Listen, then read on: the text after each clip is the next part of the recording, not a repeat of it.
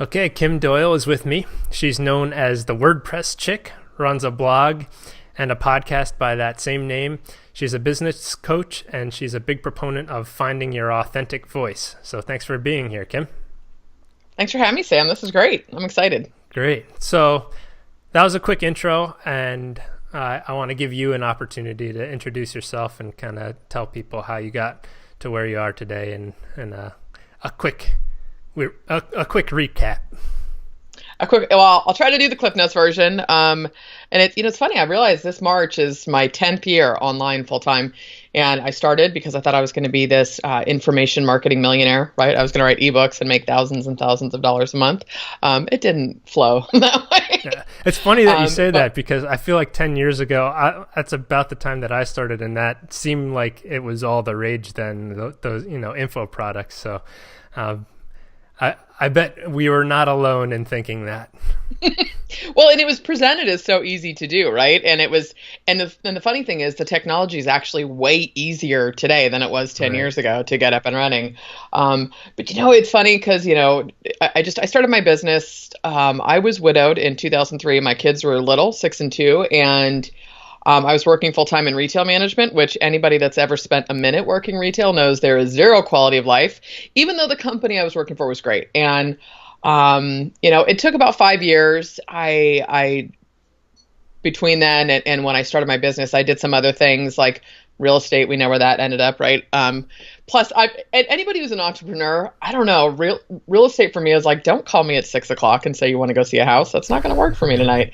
But it was really this drive. I've always had this drive to do something for myself, and I was blessed that my husband had been supported. I'd run a retail scrapbook store. I'd opened way back in '98, so I'd done a lot of different things. And it was like when I came across the internet, and it was actually listening to a CD session with Mark Victor Hansen. It was this Build Your Mega Speaking Empire, right? Because I wanted to be a speaker. And there was this offshoot, and this guy talking about internet marketing. I was like, what? I went to then an event in San Francisco and went to this little offshoot, and that's where I was like, I can write ebooks, right? Anyways, fast forward to 2008, I had a little cushion, and I jumped in, and I found WordPress probably within the first 7 to 8 months. And honestly, what happened is I hired a couple of people to help me. I thought I was going to make money with WordPress and AdSense, right? Mm-hmm. That was another thing at the time, yeah, right? Exactly. Was AdSense. And so I started paying these two guys. I went through Elance, and one I met through a social media course that was like $1,500. It was a huge investment at the time, and I'm like, I'm going to figure this stuff out. And I started doing weekly calls with them, like, show me how to do this, show me how to do that. And I grabbed the domain name of the WordPress chick, really before I knew what I was doing. But I fell in love with it and had fun, and that was how I got started. Yeah, I checked the who is information for the domain and saw it was 2009. So yeah, that sounds like it was right at the beginning. Oh, so yeah, it was. For some reason, it must have been the summer of 2009. I kept thinking it was sooner than that, but still, it's been around a while. Right, yeah. So you chose to brand yourself pretty early on. Talk about why you made that branding decision rather than, just going by your name. Ignorance is bliss. I swear, Sam, it was one of those, like, I was like, this is a fun name, right? And at the time it was just, this is fun, and I like the name, and I wasn't, it's like, until you've been around marketing and stuff, mm-hmm. and to me it's taken a while, like, it's like osmosis. You start just paying attention to things that work, and then I would say it was, I don't know, between year 4 and 5 probably, that I pulled my name into the branding of the site. It just was, I just didn't think about it. It was like, well, why would I do that? Well, I love the branding. Happy accident, Thanks. I guess, then. It totally was. It totally was. Yeah. So, one thing that you talk about is being 100% you, being authentic and finding your authentic voice. And I feel like there are 2 schools of thought. One is the fake it till you make it, and the other is, 100% transparency. And for the people who feel pressured maybe to fake it until you make it, that pressure is probably the fear that people are going to say, well, this person is just starting out, or this person doesn't really know what they're talking about, doesn't have enough experience to really help me. How can those people get over that fear, the imposter syndrome that probably fuels that fake it till you make it mentality? It's funny, I actually wrote a post, and it was why fake it till you make it is ass backwards. First of all, I think every single person I've ever talked to feels that imposter syndrome at a certain point. I totally did. And it wasn't until I made a very conscious decision, because I struggled a lot with, I'm not a developer, I'm not a technically trained designer, I'm not any of those things. But I was like, that's not who I was talking to. I was always talking to the everyday user. Right. So then I kind of had to flip it and say, well, I'm going to own that. And it totally was the like, I live by this, everything is content. And as soon as I started just sharing what I was doing, and it's funny because like I never wanted to build websites, but that's how I learned stuff about WordPress. But then I got to this point where I was like, well, I don't want to learn PHP. So I started working with people and built a team. But so for anybody who's struggling with that, that the fake it till you make it, it's not working anymore. I think there was a time in the internet space where it was, but I think the market's matured and people want to connect with people again. And so the more you simply share what you're doing and the value, like a great example, Sam, is I didn't even have a portfolio on my site probably the last 4 years that I was still doing websites, but I talked about WordPress all the time. Right. And so there was this perception. I was honest. I never was pretending to teach people how to code. I was showing them how to do stuff with WordPress, because it was like I really had to own this space of, it's a publishing platform and content is fun. And I like I'm going to just do the stuff I enjoy doing. And it took a long time to get there. Truly, Sam, it was a podcast that kicked that off for me, because I launched the podcast because I was like, I want to have more fun. Yeah. And like I mentioned earlier, listening to CDs, I've always been this sort of audiophile, listening to books on tape, literally cassette tapes in my car. And so it goes way back. And I listened to podcasts. I was like, I just have to have some more fun. I'm tired of being the tech behind the computer, and it blew up my business. And so people got to resonate with my personality. And I'm like, if somebody's willing to listen to me for an hour, like they are totally in my right tribe, right? Right. So you were blogging for years before you started the podcast, right? Yeah. And without even a good strategy, but I was doing it. Yeah. So I feel like it can be hard to figure out when a content channel that you're hitting pretty hard is not working because, maybe it's not working because of the strategy that you're taking, or maybe it's not working just because you don't have the skill set for it, or maybe it's not working because you just haven't been doing it long enough. With you made the decision to jump to podcasting.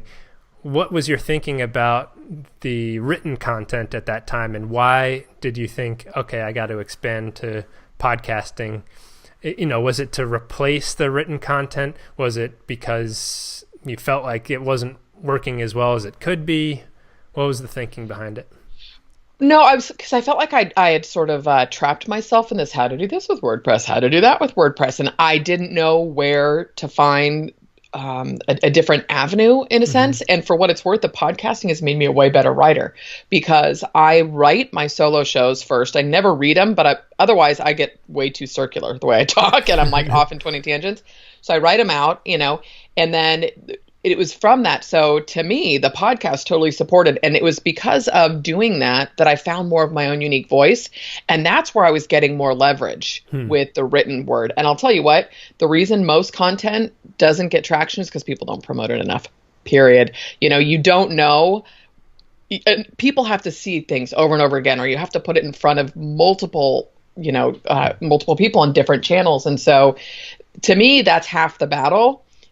Create the content, but 70% of the 100% needs to be pushing it and promoting it and engaging with people. And the podcast really forced me to start forming relationships. And I'm not antisocial, but when you're in an imposter syndrome space, you're like, who am I? Right? Like I remember when Troy Dean reached out to me to interview me, I was like, oh, what the what? Right? And now he's like a dear friend. But at the time it was just like, oh my gosh, because again, I was like, I'm over here, developers and coders are over here. Right. And so, but my audience wasn't developers and coders. So it's kind of like, once I own that, so the written piece, I don't know. And for what it's worth, Sam, like I would say 2.5 years ago, I sort of went back to fundamentals. I had done all this like high ticket masterminds and marketing and Facebook ads and all that. And it all has a great place. but I was a little tired from the hype side of stuff. And so I worked at the Facebook ad agency, like this Done With You, and I was in awe of the way he ran his agency. And he had really gone back and studied the masters like Eugene Schwartz and copywriters from the 60s and all of this stuff. And so I went back to fundamentals and I started doing, it started as an almost daily email, then it became a daily email, and it was the practice. I just focused on the mastery of writing. And like, I really love writing now. And, so the written word and blogging, you're never going to get good at it unless you practice it consistently, period. Yeah. I went off in 12 sideways tangents, sorry. No, that's great. So you said that you feel like 70% of a content strategy should be promotion. Can you talk a bit about what your promotion tactics are? Like, do you have a checklist? After I produce content, I do this, and this, or is it just, is it dependent on the content that you've just created? No, it's more dependent on my time. It's, so with the podcast, that was very sort of wash, rinse, and repeat, and even the written, right? So it's like, I do everything in WordPress, I do the steps for the podcast and the feed and all that stuff. And then I use CoSchedule on the site. And then I started using Missing Letter because I could schedule out a longer campaign. But this whole thing of repurposing content, like I really believe in that. At the same time, I think the social channels have also told us you can't just push stuff anymore, right? That they want more native sharing of content. So then I have to say to myself, well, what will work where, and I'm playing around with stuff. So the things that I'm stepping into, and my whole little everything is content. It's kind of like you look at Instagram stories and Facebook stories. It's like, why wouldn't you do a quick, hey guys, just publish a new podcast or just publish a new post? And it just takes practice doing all these things. So right now, I would say I'm more of in the kind of experimental phase of how much I can push things. Like I love using Anchor. It's just, quick up to 5-minute audio. You can download your audio as a video with the transcripts, animated transcripts over it. And so taking that and testing it, and I'm floored at the responses and the engagement because the Anchor snippets tend to be more of a personal or more of a entrepreneurial mindset kind of thing. So I think it's taking it and you have to test what's going to work where, right? Or using a tool that'll create, 10 different Instagram images maybe for the podcast and then playing around with it. So, the promotion strategy, and then you have to remember it's simply that even though there's automation, you have to manage it differently, like with CoSchedule, here's a great example. So they have the requeue feature, and it was at the end of 2017 or the beginning of 2017, but I'd written this 11 things to stop doing for 2017. Well, it got published in January of 2018 and someone's all, 2018 because CoSchedule didn't let me. So now I have to go back in there. I'm looking at another tool, Social Web Suite, where you can do start and stop dates for campaigns, right? So you have to really figure out, and then it's not just taking the same image and resizing it for platforms and taking the time to maybe edit a tweet or do this or whatnot. So, I think it's to get into Gary Vee, my Kool-Aid is, it's that where is people's attention? Yeah.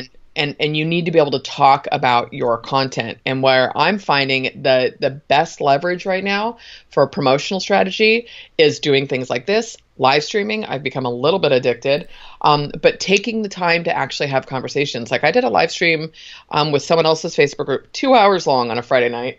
And I got so much connection and engagement. And I just had a call with someone this morning who reached out, just said, I loved what you're doing. I just wanted to talk to you. And I was like, okay.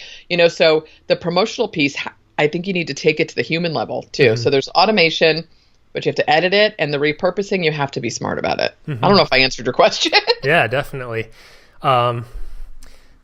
So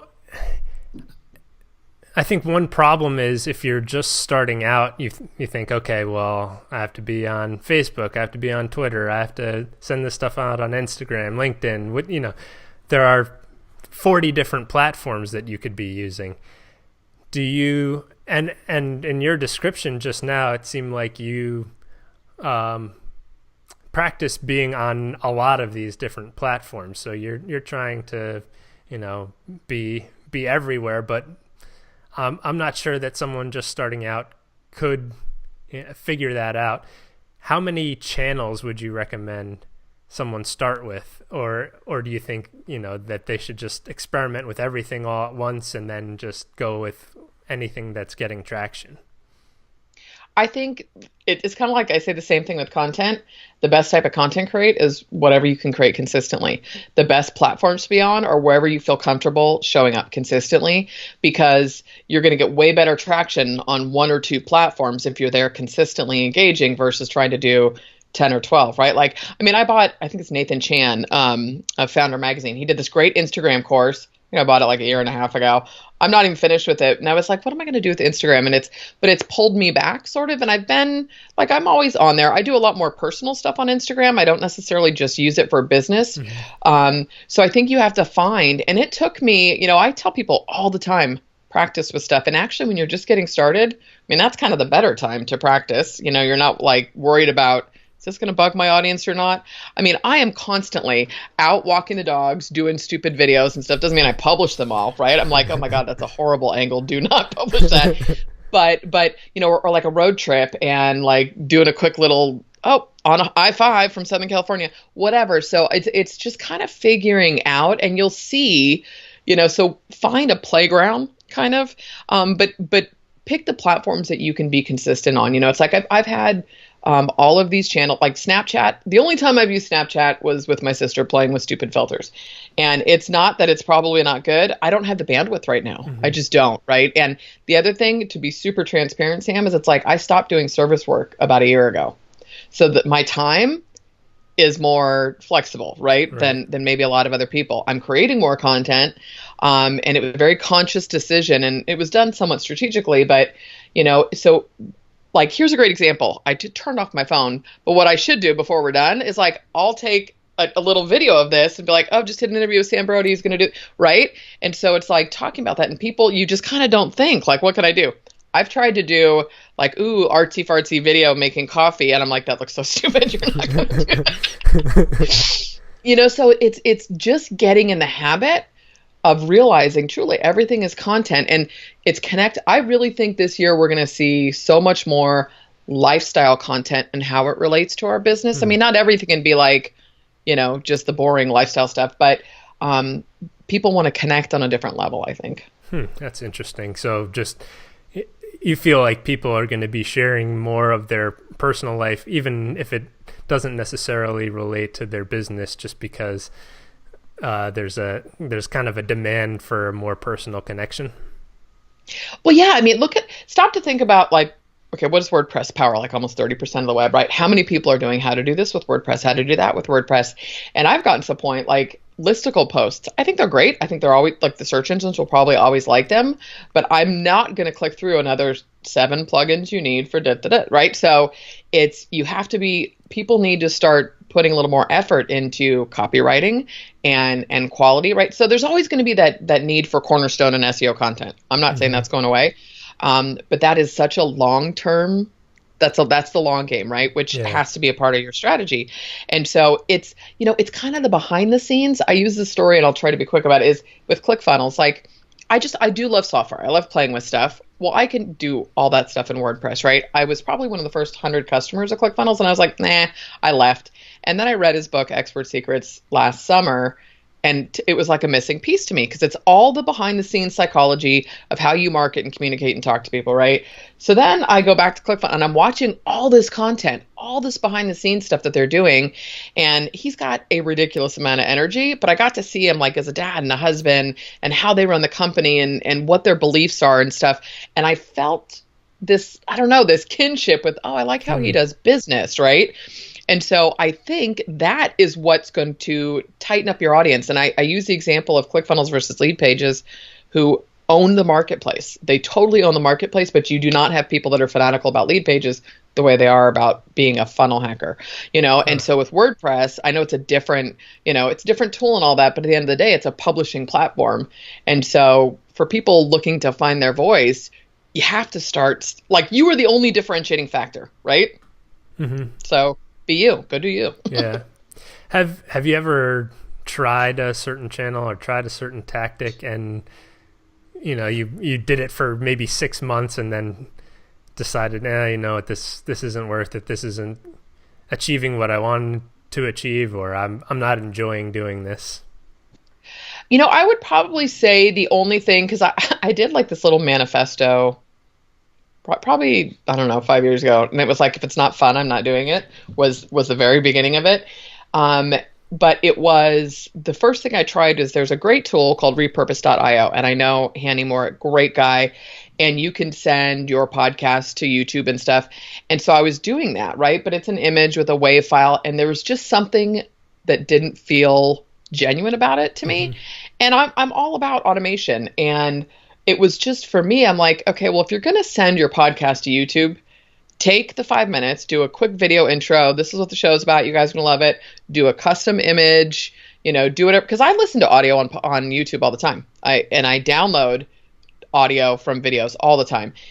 But it just didn't feel, I don't know, there's no conversation happening then, right? If you're just constantly pushing at people and not taking the time to see if there's feedback, is there this or that? Like, we know video just keeps getting bigger, audio keeps getting bigger, but it's like, all right, you actually have a decent channel, like do something with this now, which means taking the time. It may take me months, right? But going back and looking at, do I have the right meta information, or can I put more it's just, but that's how we learn, honestly. I think for me, automatically pushing stuff out without taking time at this point, I know too much, so I feel it feels inauthentic to me. And I know that word is overused, but it is what it is. Yeah. So how do you make the connections feel more authentic? You have a Facebook group. So did you start that to try to continue the conversation and draw people, create a sense of community?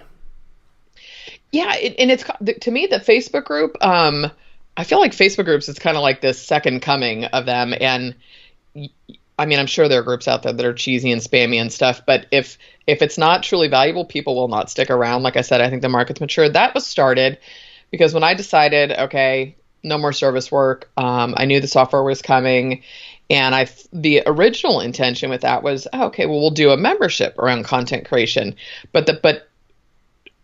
I want to say I started that last July maybe, but there's been no monetization of it. I'm like, we're going to just build this and start talking to people and having conversations. And it's also helped me. Just like creating content, it's the practice of showing up and having conversations. And, it's just been a blast. The quality of people in that group has blown me away. And so finding out, and here's a great example too, is that we have 2 questions when people join the group, like, how did you hear about us? We probably need to change them up. And what's your biggest challenge with creating content? Do you know how much data we have from that one question? Yeah. That one question, we have so much data and information, and the group is taking on a life of itself. And so, starting the group was because, okay, this is where I honestly think marketing is going towards much more personalized marketing, people having conversations. I think we're craving this more. It's very easy to just run stuff behind the scenes. And I knew that I needed to shift because I'm going to be going bigger with the personal brand. And so I was like, I was having fun with content. It's totally my happy place. And so I knew, well, let's just do this. And I had zero, it's kind of like the podcast, Sam.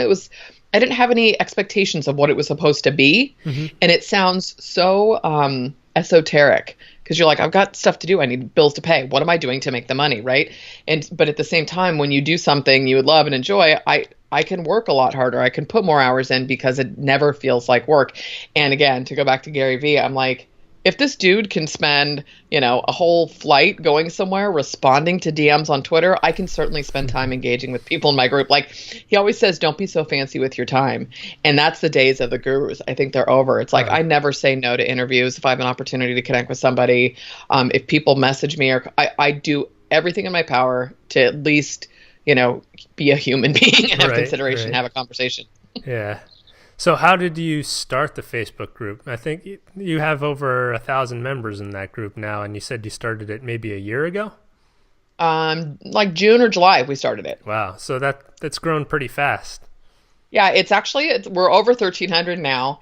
And so this comes back to the promotion piece too, is that when I was doing the daily emails, and it's reminding people. Too many people still on my list from WordPress Chick, because WordPress is great, but if you don't publish or you're not doing anything new with it, it's not going to do anything for you, right? But so is reminding people to join the group, sharing that we're doing live streams. And so it's that constant putting it in front of people. And then as we started growing and I've got this core group of members that I was like, guys, let's see if we can get to 500 and stuff. And they helped share it. And it's recognizing the people. I mean, we've got some things that we do like Mondays. It's what are your plans for the week, that kind of stuff. But we hop in and do live streams. And I'm always game to get a member on a live. We do free hot seats where, like we'll coach somebody essentially. And I have no idea where it's going, but it's the consistency of showing up and promoting the group. I've shared it socially, joined one of the fastest growing groups on Facebook. I don't know if it is, but it's not necessarily a lie. We're growing pretty quickly. Yeah. And it's just taking the time to have conversations. Yeah. And I really quick, I think people look at this stuff as a luxury. Like, I don't have time to be in Facebook. I'm like, this is marketing. Relationships are marketing. Right. Yeah. So you said you do a few things consistently each week with that Facebook group, including live streams. What are those things that you're doing each week? So like Monday, we have everybody kind of share their plans and goals. And even if they don't hit it, there's something about going, okay, I want to show up. And I try to comment on every single one of those. Every other Tuesday, we let people promote something like a landing page or a product or service. We'll do. So you let people promote whatever they're working on. You basically give the wall or the feed over to your members to promote their own stuff, so that they can get that out of the way and in a single day. Yeah, and it's a boost your biz day. You would not believe how many people don't take us up on it. And then we do every Friday, they can just share a piece of content, right? And I'm always encouraging people, make sure to share someone else's content, leave a comment, click through, do more than just post and bail. I'm not one of those people that I don't believe in shaming people. You're going to get more out of the group if you participate. We're all adults. We know that. But life happens, and some people, their comfort level is lurking for a year. I'm not going to judge you. And then the live streams will vary. Like my friend who's doing this with me, he's going to do like a whole thing on mindset. And he's like, people need to stop buying their own BS, because a lot of times we get caught up. I'm too busy. And it's like, no, you're not. But so, we'll do that. Or, I've done a live stream with plugin developers. I've done live streams like I did one with Troy. And what I do is I run the live streams from my page and push them into the group, because there will be some that are private for the group, and then we'll run them only in there, but you can't share out of the group since it's a private group. So it really, and we've done stuff like drop your Instagram link and drop your LinkedIn, drop your YouTube channel. Let's help support each other that way. But people ask questions all the time, and I'm having trouble with this, or what do you guys do with this? And so, I'm floored. I could not be happier with the quality and the engagement in that group. Yeah. Are you worried that it's going to get to the point where you're not able to keep up with the stream, and, people will be like, hey, I've been posting for months and Kim hasn't even responded to one thing that I've said? There's a little bit of a fear there, just like anything, when it's like, what a good problem to have, right? And at that point, then I need to make sure to tell people you have to tag me, because I do my best. Like last week, we welcomed 42 new members in a week, and it's like, introduce yourself. And how many people do and don't, is it's still super manageable, but there's two of us. And I do think we're going to have to bring in like an admin or somebody to help support the group at some point. But I just ask, who wants to be in a hot seat? Who wants to, what, you guys have a question? Let's just do it. So when we get to that point, then I'll cross that bridge. But, for the most part, I really don't, I just don't want to be sorry about that. No But anyway, it's like, I don't want the group to ever be one of those things where it's not, I don't know, that I'm not engaging. Like I see it as always being a core. Yeah. Well, do you think, can you see a time in the future when like there's, let's say 5,000 members, when you're going to have to be bringing in a few other admins? Like, do you have a specific number in mind that you think is going to be the tipping point where you need to start, bringing other people into the group to start handling questions? I know. I don't like, it's like, I'm just going to, it's been so organic to this point. And the cool thing is that there are people that'll do introductions and hi, I do this or whatever. We always tell people, when you introduce yourself, like drop a link to your site or your business or whatever. And so again, I have this amazing group of members who they welcome people. Like I don't even have to respond necessarily right away. And it's just doing little things like, I'll show you. I have this little, so I did these little notebooks, right? This is my everything is content. When you're like, because I'll just drop down ideas or anchor ideas or whatever. So I sent those out to like 10 of the members with just a thank you card. And I put little smarties in there like, oh, you're such a smartie for being in the, like goofy, but just to say thanks. Right. And so it's like those little things. I'm like, what did that cost me? Like $5. But it was one of those things. And like, we call out like top contributors, and they get competitive with each other in a fun, loving way. And so this is that transparency piece, Sam, where if you just consistently say, we're going to try this, let's see how it goes, or we're going to do this, or we're going to do that. And it might fall flat. It might blow up, whatever the case is. I mean, I did a live stream last year for the software that instead of a webinar, it crashed. It was a total cluster. And I was super honest. And I'm like, you know what, guys, I had to go cry and take a nap that day and revisit it the next day. But I think that's what makes people go, oh, okay. Like I do this stuff all the time and stuff breaks and crashes and sucks. Yeah. So, people, that's all people want to know. I think if you're just honest, it's kind of like, think back to like when you were a kid. How many things could have been resolved if you just said, you're right, I'm sorry, I didn't mean to do that. It's like, oh, right. It totally seals the thunder out, right? So just talk about what you're doing. Yeah, that's a great point. So you have all of these different channels that you're producing content, and now you're venturing into a SaaS product, right? Lead surveys? Yeah. Mm-hmm. So it's in beta right now, if I'm not mistaken. Yeah, we're not really doing a beta. Like so we did a pre-founder sale, and this is another one of those. We thought this was going to launch last summer. It's a long story, but just my partner had some health issues. I had some life stuff come up, and I've accepted everything takes longer than you think. Right. But so we had some founders who got a deal on it, and so we're going to bring them on board first, but it'll be open here in a couple of weeks. Eek. Nice. Yeah. Well. Yeah. From working on my own products, I can definitely relate to the everything takes longer than you think it will, than you hope it will. And SaaS especially, because everything has to be so clean, the onboarding, everything has to be perfect, or at least it feels like that. Well, it doesn't. Some of that stuff's not even in place yet, right? So it's like, okay, because I do believe minimum viable product. Where do you finally pull the trigger, right? Because otherwise you're building it for years and It's not cost effective.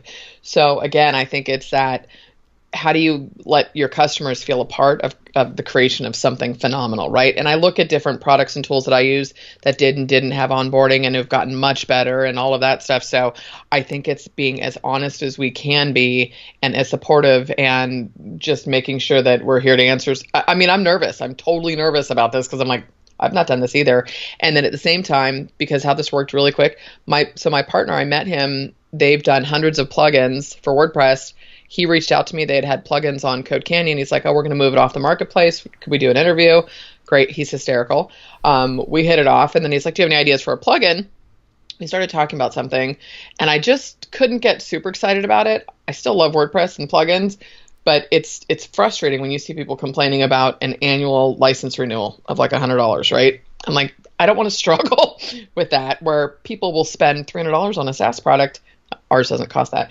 But if they measure the ROI, right? And it's a different mentality. And so, I don't know, I came across something that was kind of similar to what we've built. And I was like, oh my gosh, this person's getting so much data from me. But the point is, again, it was that relationship that caused this whole thing. And so, they're doing all the development support. I get to do content and marketing. And so it's like, how do you find it? I've never done a brand voice, right? I don't want it to be the Kim Doyal show. I don't want it to be me as the only voice of the company. So I'm really excited, but I'm a little bit nervous about all of it in a good way. Yeah. So where do you draw the line between the Kim Doyal WordPress chick and Kim Doyal, the content strategist behind lead surveys?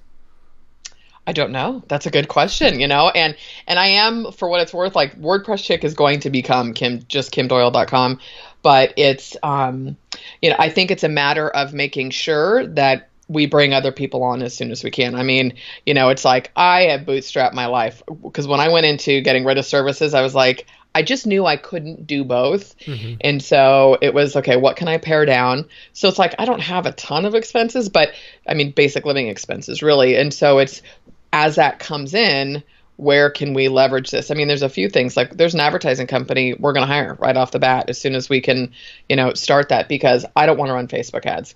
But I also know to grow and scale this, that paid traffic has to be a part of it. Yeah. At the same time, pardon me? I read that in one of your blog posts that you feel like paid traffic has to be a part of it, but you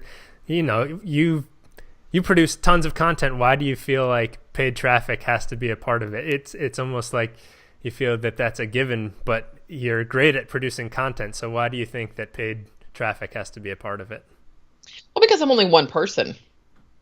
Do you know what I mean? And it's and at the same time, like, I don't want to give up my personal brand. Mm-hmm. And so, and the thing is, again, like, paid traffic is one of those where there's so much data involved, and content, we will absolutely, that's why I'm doing this. Like, we have a podcast, we have a mascot. She's a fox. I'll like to show you because I like stickers. Do I have a sticker of it?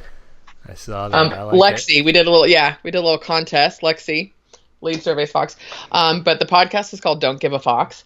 And so we're going to have some fun with this, right? And so all of that really is, I'll keep doing that, but we're going to have to bring on other writers. Uh-huh. I think Kyle Gray, who wrote the Story Engine, he actually was brought on to WP Kerr from Dan Norris. So I've already talked to Kyle. I'm like, as soon as we can bring you on for the long form content, like, I'm better at this stuff, Sam, and showing up, but like, I don't want to be the one doing all the documentation and all the, like, I can't, there's no way to leverage that.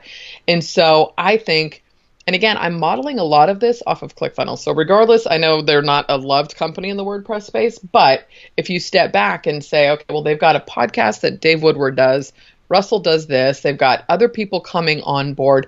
I don't know when that's going to happen or how it's going to look, but I'm so much more about sharing the stage. True. Like, I love doing live streams with other people. And so as soon as we start bringing people on, I'm going to run with that, because I do live streaming will be a huge part of the strategy too. Yeah. And if you think about a live stream, and if you can create a custom audience with people who watched a live stream and then retarget them, so there's a balance to me. And it's like, to me, you look at a SaaS product and it's like, there's a lot of leverage. 1,000 customers doesn't sound like a lot for a SaaS product, but we're going to get there a whole lot quicker with paid traffic. It's going to cost us.